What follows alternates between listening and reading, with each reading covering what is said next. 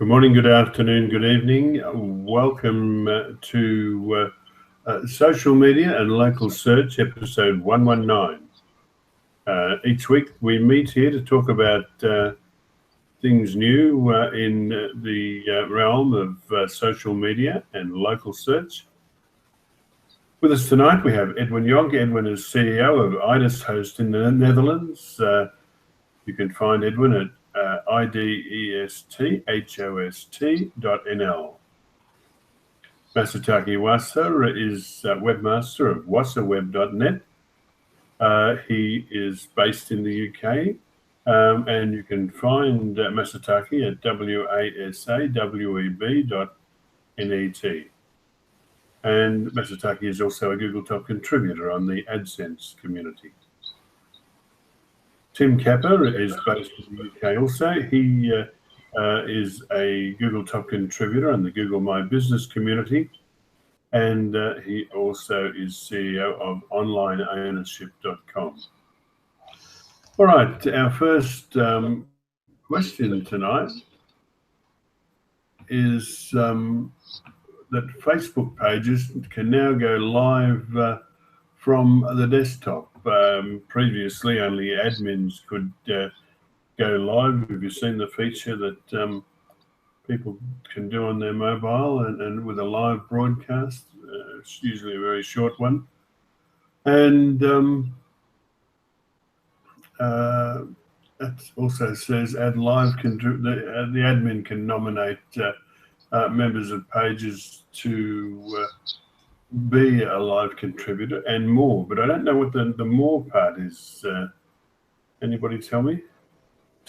Well, pages can now go live from their desktop. So before you could only go live with your mobile, although some managed to get live from other from cameras, etc.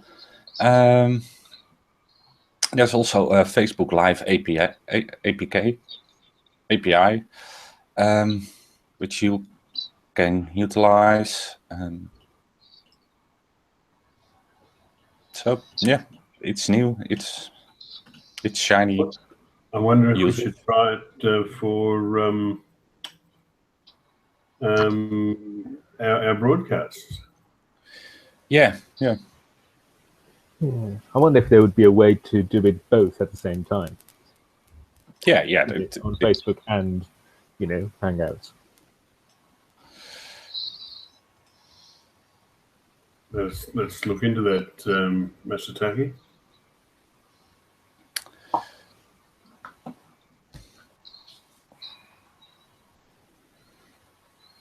Anything else to note on Facebook going live from the desktop?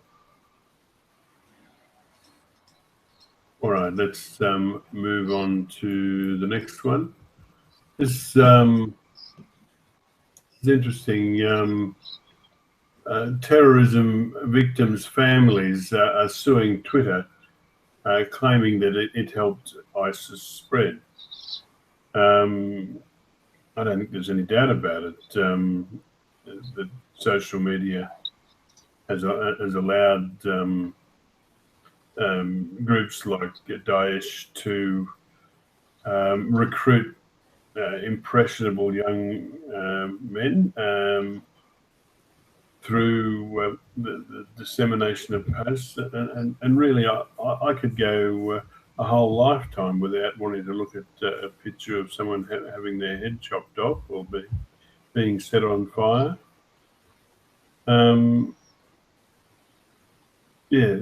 think that YouTube and Twitter and I suppose Facebook hasn't been too bad in chopping this stuff back.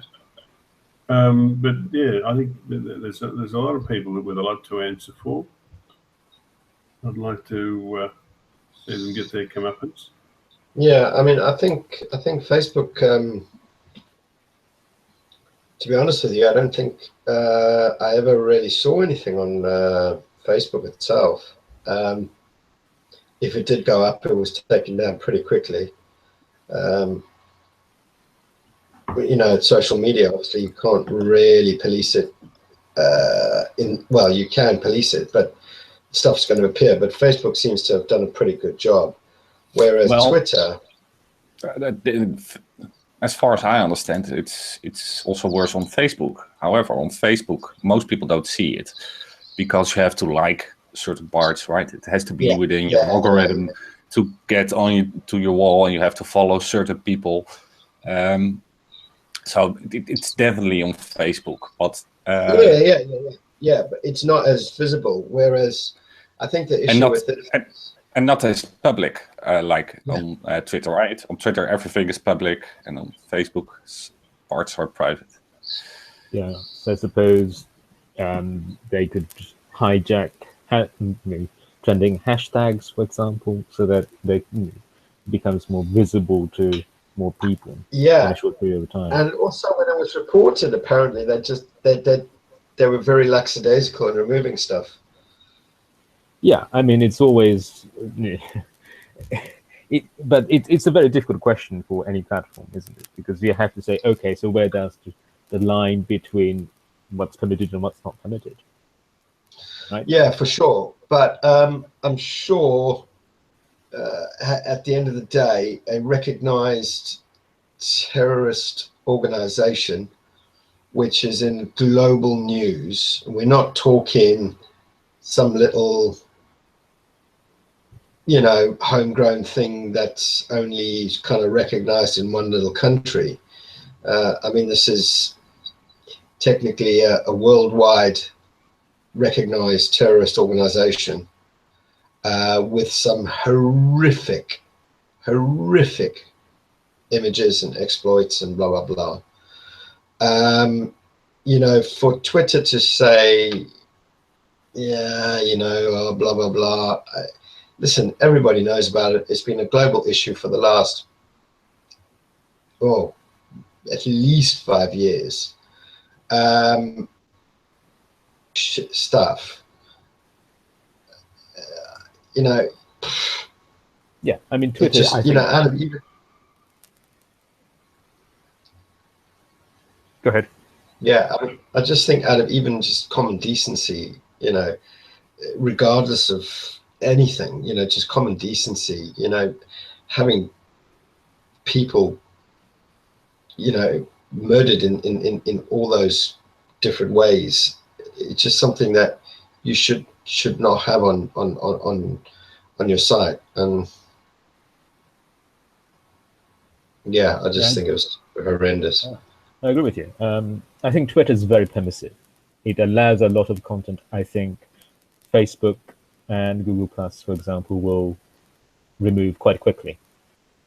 Twitter does, I think, allow more. You can say that, that means that they are on the sort of the more on the side of freedom of speech, if you have a sort of absolute position. But I think Twitter does get the balance wrong. I think it allows too many things that shouldn't be allowed. And I think, in a sense that, and I think this applies to other social media platforms as well, that Twitter is trying to escape the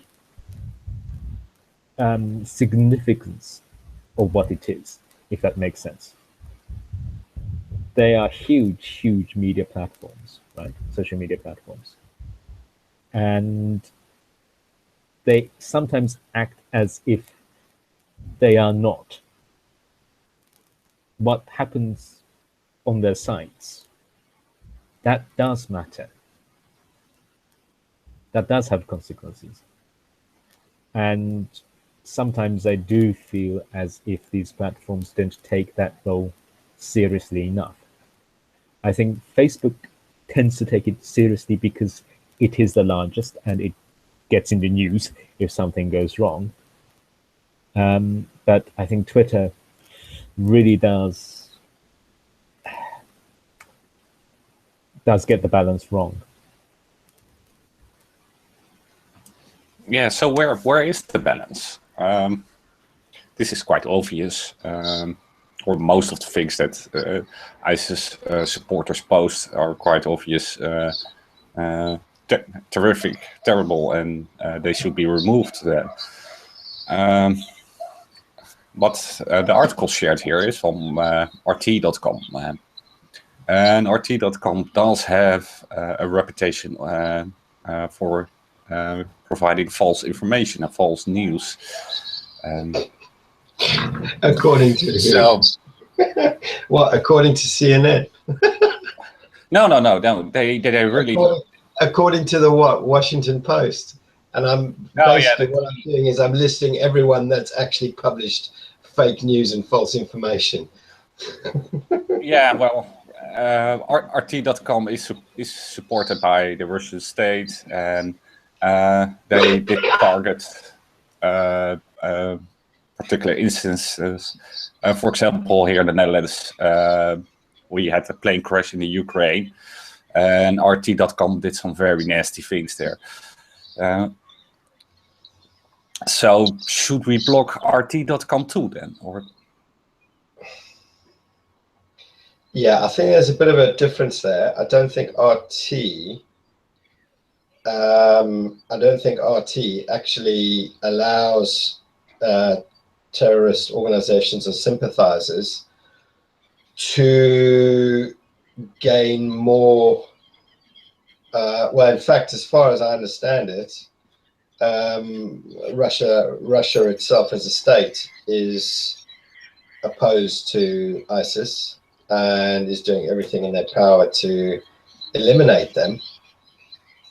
So I don't think RT itself would be allowing messages or comments from ISIS members to post links to or images of that would, in a fundraising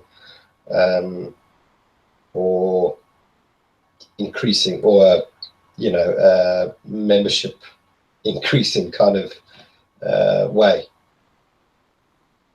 I think the thing is, as well, their fundraising is from Moscow. Yes, but they're 100% supported by Moscow.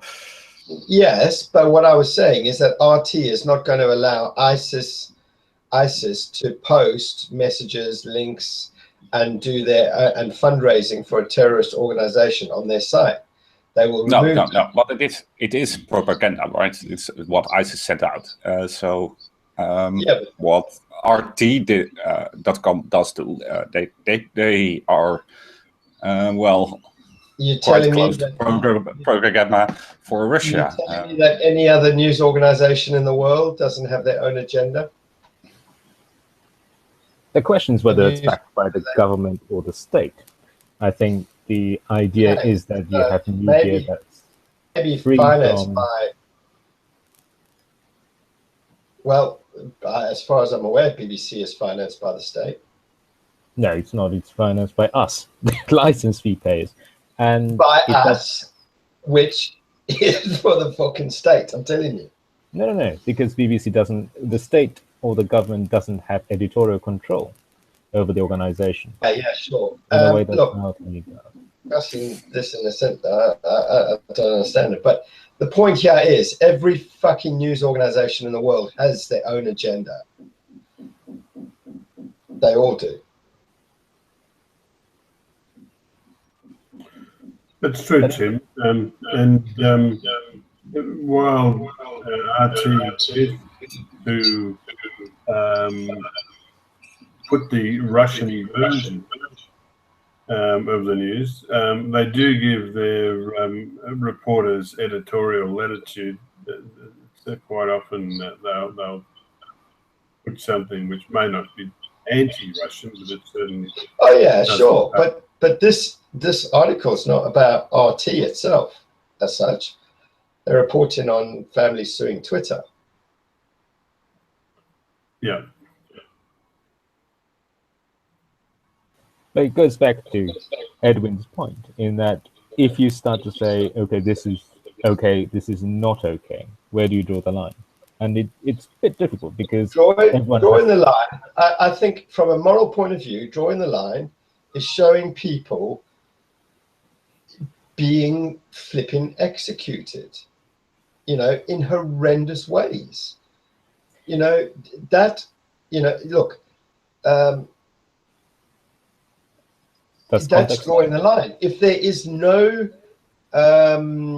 if you're going to show that stuff, like some sites do, you have to acknowledge, you have to tick that, you know, that I am over the age of 18, that I'm aware that there is some sick and twisted shit that I want to watch here, and I'm opting in to watch that. It should be a completely separate thing. You know, I mean, it's from a moral standpoint, it's just revolting. Yeah. I mean, there's no doubt then, about of course, that. But then, of course, look, I mean, I'm not going to dig into the legalities of things here, but there must be something under freedom of speech that a recognized listed terrorist organization pretty much throughout the entire world, I'm sure they forfeit some form of freedom of speech somewhere along the line. Yeah, I mean, it rights are never absolute in that sense. You know, if you argue that life, you know, the right to life is absolute, then how do you square that circle with euthanasia and things like that? So assisted dying, for example. So it's always difficult. There's always a line. There's always a value judgment at some point. The question, you know, if people are posting videos of executions, then obviously that's not good. I think that's clear-cut case. You know, and then you get to the gray zones where some people might say it's okay, other people might say it's not okay. Some countries some legal systems might say that's okay. Others might say no. For example, in Germany, there is a very strong law against use of National Socialist imagery, right? So, but those things would be completely legal over in the States, over here. So something is clearly illegal, something is clearly legally and socially unacceptable in one country, is legal, and I don't think it's socially acceptable, but it's legally acceptable in another country. So it's always a difficult balancing that these platforms have to do. And it's always easy to say, okay, you know, terrorist cases, those are clear cut, you know, they should there's no denying that it's a difficult thing. I mean, these platforms have, you know, millions and millions and millions of posts made a day. The point is, I think, well, in this article, was that there was you know, the time taken to remove these things, and often even once they were reported, you know, they were not removed. Yeah, that's the issue there. Whereas some other platforms, I mean, I know, for example, on Google Plus, I'm in one of the photography communities, and literally I probably report, I don't know, 10, 20, you know, dodgy images a day, which are removed very quickly. I mean, they're gone within an hour. Yeah. And I think, yeah. And that's a particular problem for Twitter, because Twitter is very much about now, here and now, right? And yeah, messages tend to get stale quite quickly on Twitter compared to, say, Facebook or Google Plus, which have, I just think, you know, look, yeah. In fact, they should probably, you know, Twitter should just let the NSA take the shit down, because, I mean, they got a backdoor anyway. They might as well just let them remove it. Yeah, well, that might have been the cunning plan all along. It could be, you know, funny enough, it could be. The NSA could have said to them, listen, just leave that shit up there, because we need to trace it, you know, we need to monitor it. We want to broaden our capture. So yeah, that could be, but I don't think they would ever go to court and actually say, well, the NSA asked us to not to take it down. Well, there's a larger cesspool, which is called 4chan. So if they want to track something, go to 4chan. Yeah. Yeah, I mean, that place essentially is that. It's the what would be the right expression? Sort of shallow web, isn't it? It's not exactly deep. It's not dark, but it's not somewhere that most people would go or would want to go. Mm.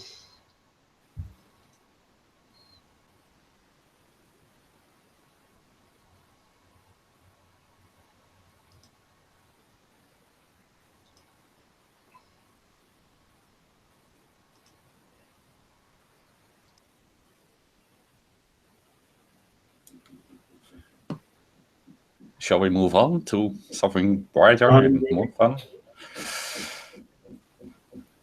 Yes, let's do that.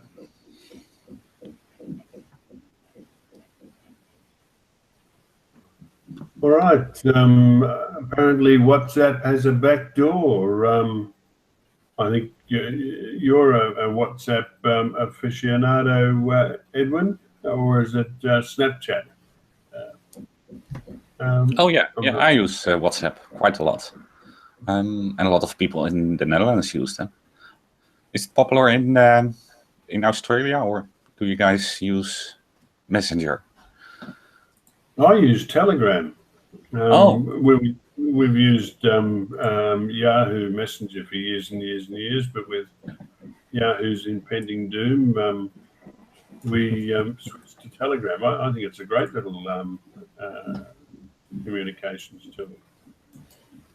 Yeah, and Telegram seems to be a little bit safer these days. Because basically what happens is that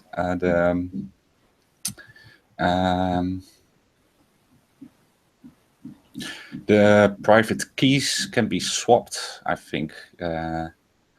What was it?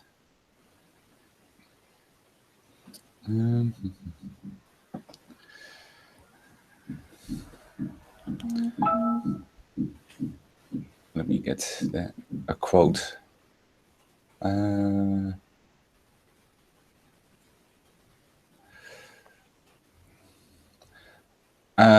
Basically, what they can do is flip the security keys if a device isn't online yet. So basically, with that, they can snoop every message from everybody, and it's not secure anymore. Normally, within the protocol they use a specific protocol, which I haven't looked at. Telegram uses the same protocol. Where was it?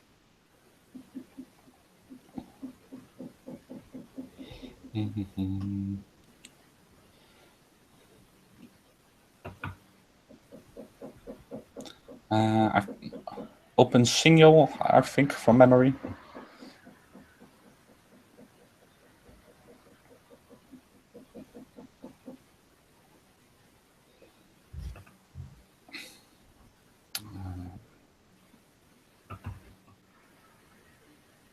The vulnerability is not inherent to the Signal protocol, Open Whisper Systems messaging app.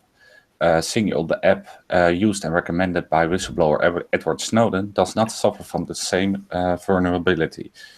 If a recipient changes the security key while offline, for instance, a sent message will fail to be delivered, and the sender will be notified of the change in security keys without automatically resending the message. WhatsApp reply was, well, we want to have a simple system. We don't want to bother our users with security issues or security notifications. So we're just going to flip the keys and send the message.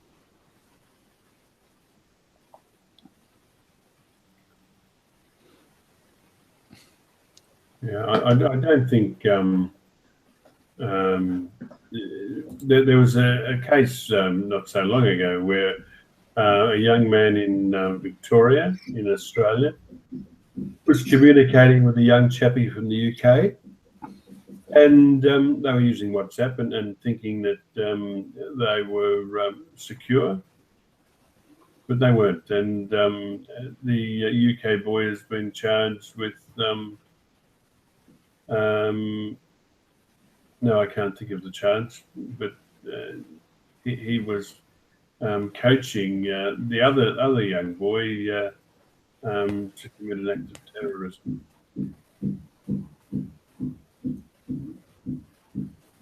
So, and then that case is probably 18 months old, and so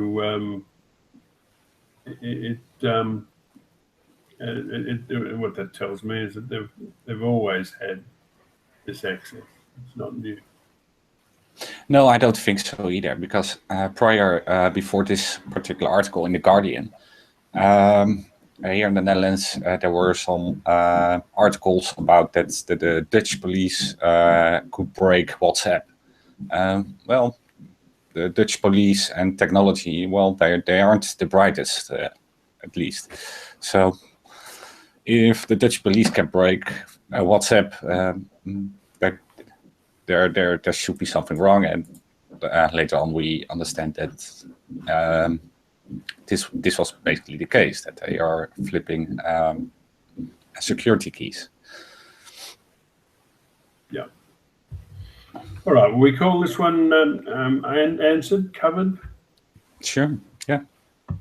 Okay. Not sure if I tweeted. Let me check. I did. Let's go to the next. This one's from Tim Capper. An article on an unsavoury business, map registrations in the UK.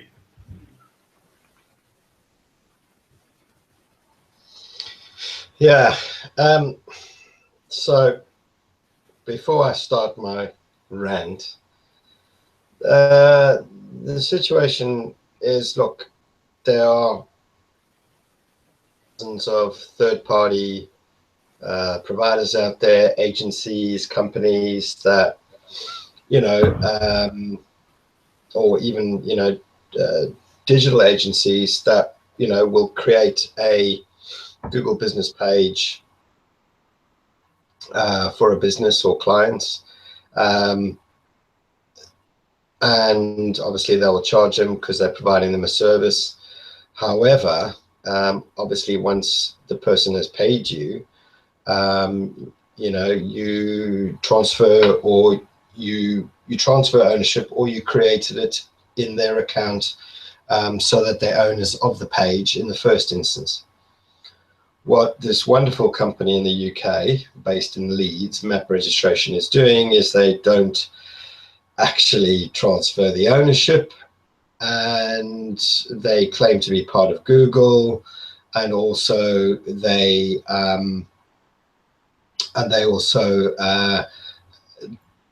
tell their victims that they're part of a rolling contract, and they try and charge a monthly fee out of them, etc., etc. All done sort of slightly underhanded.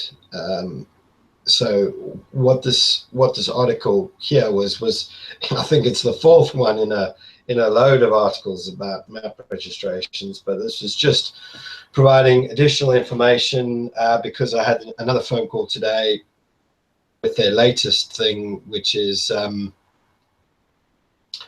latest thing, that they tell the owner, you agreed to a rolling contract on the telephone, and we have a recorded message. Well, I gave a little bit of insight into actually the legalities about the legalities of agreeing to a contract over the telephone, and also what the Google Business Guidelines stipulate in terms of a third party creating a business page for you as an authorized user. So there's a lot of things in there which you can obviously either take to trading standards or to your solicitor. But of course, you want to try and get your business page back from these guys. So there's a step-by-step on how to get your business page back from them in terms of ownership, because that's obviously your first instance. And then obviously I can't advise you on how to get, how to deal with all their demands for payments, etc. So, if you can't deal with that yourself, then certainly get a hold of a solicitor and provide the links for the Google Business guidelines, because that 9 times out of 10 will just shoot them out the water.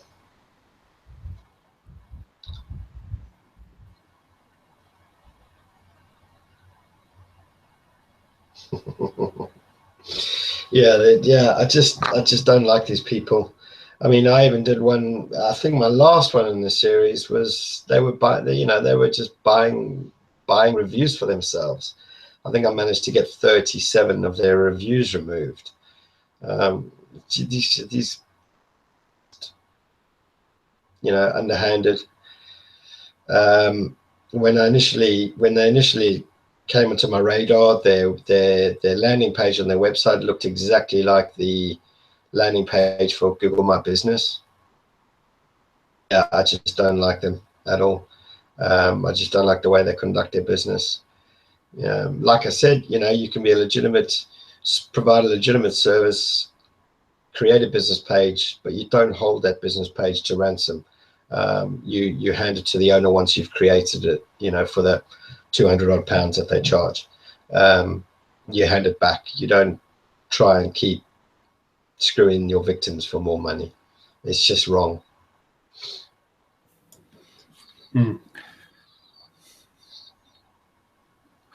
Well, we looked at this beautiful business before, and from memory, they did change the wording somewhat, and they did change their homepage and their pages a little bit, didn't they? Yeah, they've changed their homepage, the very first top line above the fold. They've got in their T's and C's, they've got a bit in there about, obviously Google My Business is a free thing, blah, blah, blah. But they're still hanging on to the ownership when they should be transferring it. Yeah. And the latest one is, they still seem to be saying that we're part of Google when they make their calls to businesses. But their latest one is saying that you agree to a rolling contract over the telephone. Now, obviously, none of the businesses that have phoned me, because not many people do. Not many people record your own telephone conversation.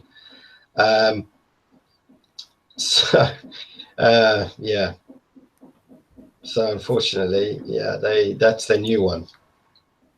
Yeah. It still looks a little bit googly. And the screenshots are old though. The logos that they use are from about 3 iterations before. Yeah, and they also, I think the last time there were some wordings suggesting that they are Google, and now they have they added map registrations in front of it. For example, let map registrations put your business info on Google search, right? And then the other sentence. So they did change a little bit, but it is still. If I wouldn't know better, I would think this is a Google company or certainly associated or partnered with. Yeah, it does give that impression, doesn't it? Yeah, and they certainly tell that. By all accounts, everyone that's phoned me, they all tell me that they represent themselves as Google over the phone. Of course, nobody's got a recording of that, which is the big sticking point when I've reported them to Google. Obviously, Google can't really take any legal action until they've got firm proof that they are saying that they are part of Google or affiliated with Google in some way, shape, or form. So if any business happens to make a recording, of the telephone conversation. I'd love for you to forward me the email or the recording, but yeah, that doesn't seem likely at the minute. And they charge £200? I think that's roughly, you know, some people have varied, but what they're doing now, so let's say fair enough. I mean, 200 to create it. I mean, for example, I charge 350, but that is incorporated with structured data into your website, and you know, we incorporate the whole thing, and there's obviously create some business listings around your business to get that going. So it's a bit more than that, but so let's say they charge 200, I believe, for that. The problem is now that they're saying that they've recorded you in a voice, you know, a contract over the phone, they've got a recording, and that you've agreed to a monthly rolling contract. So now you've not only paid for it, they don't give you access to your own business page, or they don't transfer ownership, and now they are trying to charge a monthly fee of what I don't know. So that's post-Brexit, that'd be about $50, wouldn't it? Yeah, mate. Post-Brexit, that'll cost you $1,000, mate.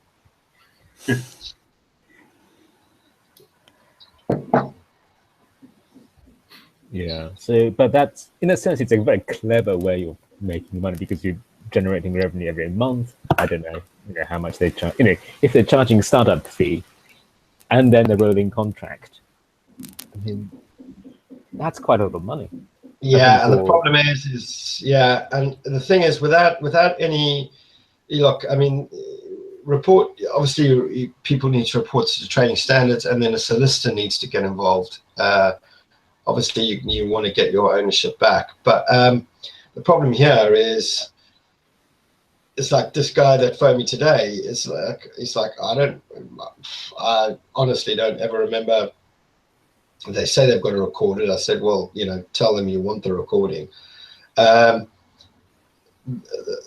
problem there is, you know, they've obviously worked out a very good kind of sales thing they read off, and they get you to say yes and yes to certain things, and then all of a sudden you get invoiced, and now you agree to a rolling contract on this.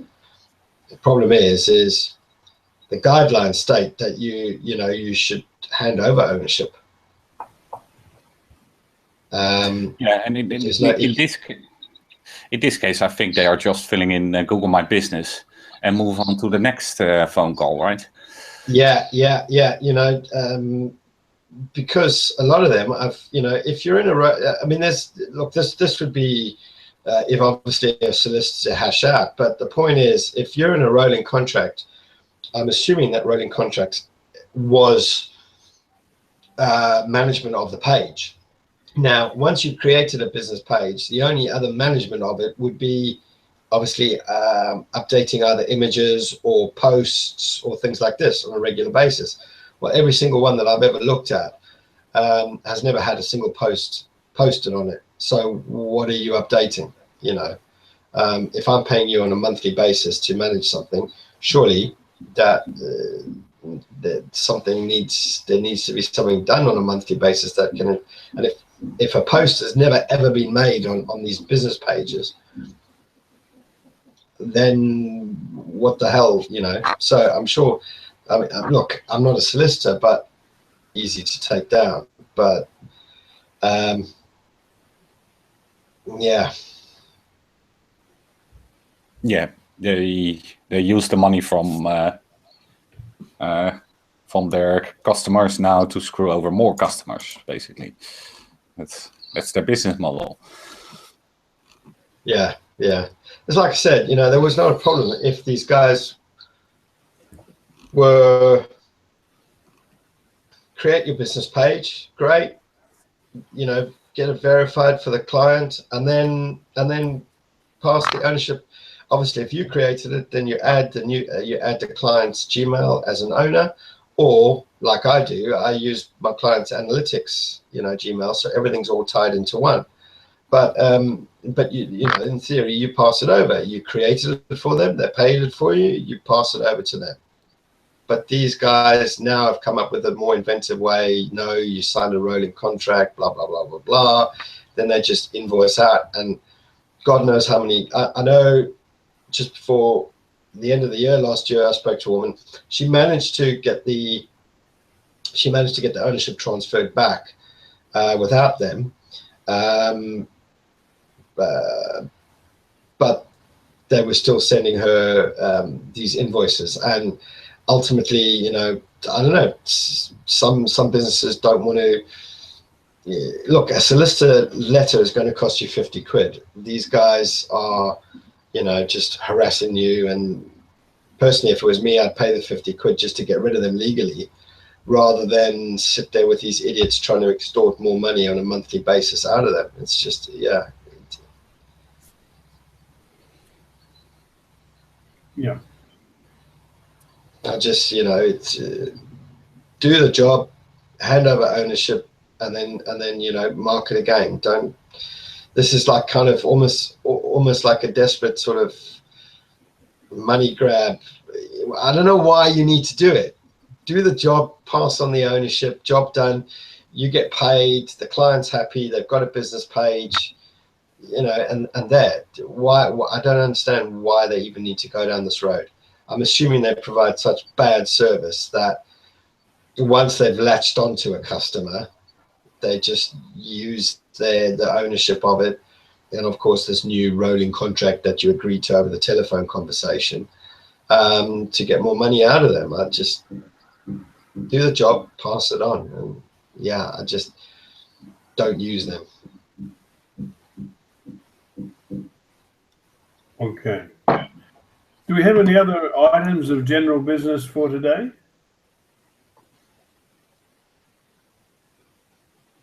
I'm going to record that as a no. I've got a feeling when I click this button, yep, it is. It's thank you for watching time. I see that people are watching us, and I thank you for that. We all thank you for that. Your interest in what we do makes what we do worthwhile. We'll be back at the same time next week to do this all again. But for